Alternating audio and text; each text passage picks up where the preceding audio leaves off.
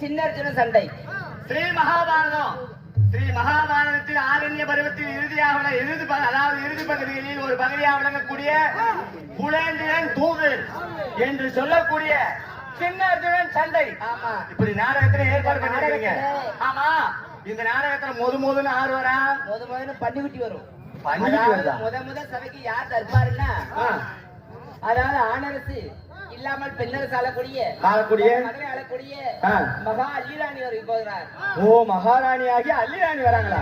அவங்க எப்படி நடந்து வராங்களா இல்ல வேற எதுலயும் வராங்களா? 108ல ஆம்பளை தூக்கி போட்டு வராங்க. எப்படிமா நடந்து வராங்களா? ஏதாவது வாகனங்களா? அதாவது தென்மலை ஆளக்கூடிய அல்லி மகாராணின்னா பேரும் புகழையும் கீர்த்தி பெற்றவர்கள். ஓஹோ, கோஷங்களோட வருகிறார். ஓ, அவருடைய படை பரிவாரங்களோட வரார். ரதம் ஏறிட்டாரா? சுக்கரதல்லமா, நீ கேக்குறதல்லமா? இல்லப்பா, குதிரை வண்டி வருகிறார். குழலுக்காரர் அவர்களே.